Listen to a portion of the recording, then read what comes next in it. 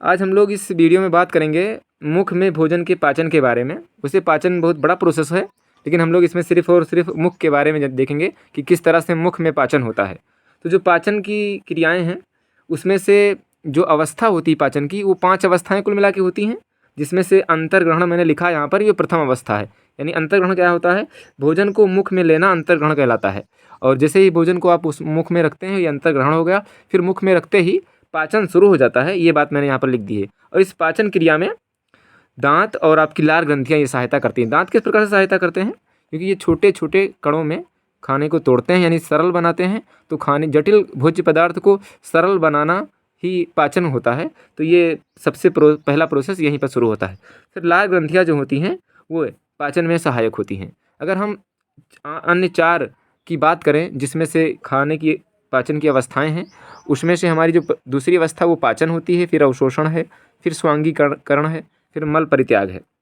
तो आइए हम लोग लार ग्रंथियों के बारे में जान लेते हैं, क्योंकि इसमें लार ग्रंथियों का बहुत अहम रोल होता है मुख में पाचन के लिए। तो लार ग्रंथियाँ जो होती हैं वो 3 जोड़ी होती हैं, यानी कुल मिला के 6 लार ग्रंथियाँ होती हैं, जो कहाँ पाई जाती हैं उनके आधार पर 3 जोड़ी हैं। एक है सबलिंगुअल, सब मतलब होता है नीचे, जिसको हिंदी में अधो कहते हैं। लिंगुअल जो है वो जीभ से रिलेटेड है, यानी ये अधो जिह्वा इसको कहते हैं, यानी जीभ के नीचे होती है।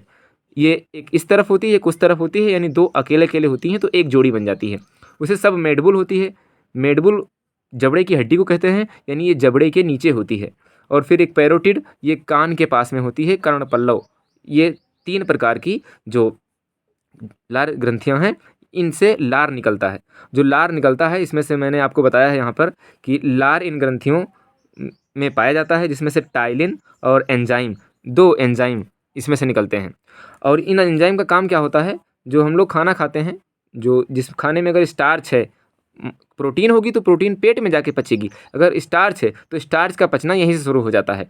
तो यहाँ पर स्टार्च जो है, जिसे हम लोग मंड भी कहते हैं हिंदी में, स्टार्च को शर्करा में बदल देता है, जो अपना एमाइलेज है। आप इसको सलेवरी एमाइलेज भी कह सकते हैं।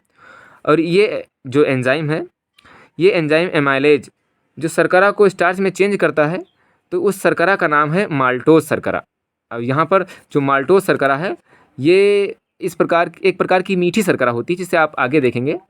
तो खाने को मुख में एमाइलेज माल्टोज में बदलता है। तो माल्टेज जो है एक प्रकार की स्टार्च के बाद में बनने वाला भोजन का एक रूप होता है। और आगे हमने इसके बारे में डिटेल से बताया, आप इससे समझते जाइए। माल्टोज एक मीठी शर्करा होती है। तो माल्टोज एक शर्करा है, जबकि स्टार्च एक शर्करा नहीं है। क्यों? क्योंकि माल्टोज मीठा होता है और मंड जो है वो मीठा, यानी स्टार्च मीठा नहीं होता, इसीलिए इसको अशर्करा भी कहते हैं। इसलिए ज़्यादा देर तक अगर खाना चबाओगे स्टार्च के रूप में होगा और वो माल्टोज के रूप में बदल जाएगा, तो चबाने के बाद में वो थोड़ा सा मीठापन एहसास होगा। क्यों? क्योंकि माल्टोज एक मीठी शर्करा होती है। इससे पता चलता है कि स्टार्च जो है वो बदल रहा है किसमें? माल्टोज में। और किसकी हेल्प से? एमाइलेज की हेल्प से। अगर हम बात करें कि स्टार्च जो है, हमने ये बात यहाँ पर लिख दी है कि स्टार्च स्वाद में मीठा नहीं होता है, इसलिए हम इसको अशर्करा भी कहते हैं। तो स्टार्च शर्करा नहीं होती है। हाँ, स्टार्च जो है यहाँ पर लिखा है, हम आपको बता दें कि स्टार्च है, माल्टोज है, सुक्रोज है, ग्लूकोज है, ये सब कार्बोहाइड्रेट्स हैं, जिन्हें आप आगे की कक्षाओं में पढ़ेंगे कि कार्बोहाइड्रेट्स वो होते हैं जिनसे हमको एनर्जी मिलती है। इतना आप जानें। वैसे स्टार्च जो है, इसका सूत्र मैंने नीचे बताया है। माल्टोज का और सुक्रोज का सूत्र एक ही होता है। दोनों का सूत्र C12H22O11 होता है, जबकि ग्लूकोज इसका एक सिंपल रूप है और ये कार्बोहाइड्रेट्स में आता है। तो अगर हम मुख में बात करें, तो हमने बात नीचे लिख दिया है कि इससे आपको पता चलता है कि मुख में सीधे स्टार्च ग्लूकोज में नहीं बदलता है। ठीक है। अब फिर क्या होता है कि ग्लूकोज फिर कब बदलेगा? तो ग्लूकोज अगर बदलेगा तो ग्लूकोज के लिए माल्टोज से ग्लूकोज बनेगा। पहले माल्टोज बनेगा स्टार्च से, फिर बनेगा ग्लूकोज। अब ग्लूकोज ऐसे तो बन नहीं जाएगा, वो बनेगा माल्टोज को ग्लूकोज में बदलने के लिए। ये ग्लूकोज है, इसके लिए एक एंजाइम होता है, इसे माल्टेज एंजाइम कहते हैं। और ये एंजाइम परिवर्तित कर देता है माल्टोज को ग्लूकोज में। यानी हम देख रहे हैं शुरू से कि स्टार्च था, माल्टोज बना, माल्टोज से अब जाकर के ग्लूकोज बना।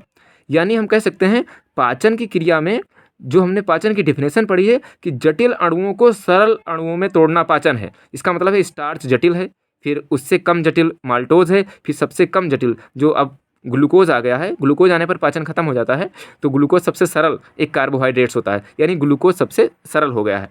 तो इस तरह से ये अगर हम बात करें तो ये सब टूट रहा है, इसका मतलब है कई ग्लूकोज मिल करके एक माल्टोज बनाए होंगे, कई माल्टोज मिल करके एक स्टार्च बनाए होंगे। तो इस तरह से ये होता है कि ग्लूकोज का आप कई ग्लूकोज मिला देंगे, 2 ग्लूकोज के अणु मिलाएंगे तो एक माल्टोज बनता है। जैसे कि हम आपको दिखाते हैं यहाँ पर, जो चीज़ जिससे मिलकर बनी होगी अगर आप उस चीज़ को तोड़ेंगे तो वही चीज़ निकलेगी। जैसे कि 2 ग्लूकोज के अणु अगर आपस में मिलाए जाएँ तो आपको यहाँ पर ये जो हमने सूत्र लिखा है ये सुक्रोज का है, जिसको आप चीनी कह सकते हैं। ये माल्टोज का भी सूत्र है, मैंने नीचे लिखा नहीं है, तो यहाँ पर आप माल्टोज समझें, ये माल्टोज है, आप यहाँ पर लिख लेंगे। तो माल्टोज का देखो जल अपघटन कराया गया है माल्टेज एंजाइम की उपस्थिति में। जल अपघटन का मतलब है जल में इसको तोड़ा गया है, तो आपको ग्लूकोज के 2 अणु मिलेंगे, यानी ये चीज़ सिंपल होकर के ये मिला है। ये क्रिया माल्टेज एंजाइम की हेल्प से होती है। ये क्रिया सिर्फ और सिर्फ जैविक क्रियाएँ हैं, क्योंकि माल्टेज जो होगा वो एक जैविक क्रिया, जीवों में होने वाली क्रिया है। माल्टेज एंजाइम के लिए लिविंग ऑर्गेनिज्म चाहिए, जबकि अगर आप ऐसे ही जल अपघटन करा देंगे अलग, तब भी आपको ग्लूकोज और फ्रक्टोज, ये जो आप हायर कक्षाओं में इसको पढ़ेंगे। तो वैसे ये स्टार्च का सूत्र है, ये स्टार्च है C6H10O5, और ये हमने जो ब्रेकेट लगा के N लिखा है, N का मतलब है बहुत बड़ी संख्या है, यानी बहुत बड़ी संख्या में ये जो ग्लूकोज है ये बहुत बड़ी संख्या में मिल गए हैं, बहुत सारे ग्लूकोज यहाँ पर मिले हैं, तो एक स्टार्च बना है। जैसे कि आप एक धागा एक धागा एक धागा एक धागा तमाम धागे मिला करके एक रस्सी बनाएं। रेशम के अगर कीट की बात करें तो रेशम के कीट का एक लार्वा का जो धागा होता है आप आसानी से तोड़ सकते हैं, लेकिन अगर हज़ारों धागे हम लोग एक में मिला दें रेशम के कीट वाले, तो रेशम की रस्सी कितनी मजबूत हो जाती है। उसी तरह से ग्लूकोज बहुत संख्या में आपस में मिल करके एक जटिल पदार्थ बनाते हैं, जिसे स्टार्च कहते हैं। स्टार्च से भी एक जटिल पदार्थ होता है जिसको आप सेलुलोज कहते हैं, जो पत्तियों में पाया जाता है। आप अपने खाने में सेलुलोज को नहीं पचा सकते हैं, लेकिन इस सेलुलोज को आसानी से जंतु पचा सकते हैं।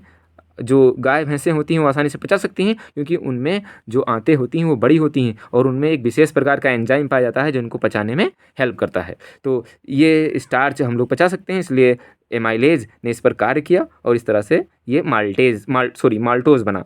माल्टोज अब चेंज होगा माल्टेज एंजाइम की हेल्प से ग्लूकोज में। मुझे आशा है कि ये टॉपिक जो मुख का पाचन है ये आपको क्लियर हुआ होगा। Thank you.